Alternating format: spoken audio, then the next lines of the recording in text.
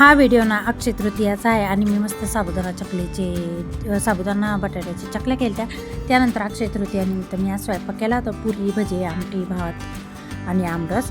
तर तुम्ही पण नक्की खाल्ला का? आमच्या इकडं आजपासून आमरस खायला चालू करतात. अक्षय तृतीयाच्या दिवशीपासून आमच्या इकडं आंबे खातात. त्यामुळं आमच्या इकडं सगळ्यात आधी आमरसाचा नैवेद्य देवाला दाखवितात. त्यानंतर दुपारून इकडं माझं पार्सल आलं एक आणि आम्ही काय मागवलं होतं ना, तर ना मला बेसिंगसाठी ना इकडं हँडवॉशचं ना स्टँड पाहिजे होतं.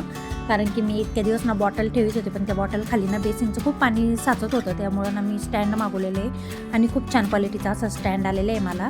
तर याची लिंक जर तुम्हाला पाहिजे असेल तर मी बायोमध्ये देऊन टाकेल. कमेंट करून नक्की सांगा आणि कसं वाटलं तुम्हाला, तुम्ही पण कमेंट करा.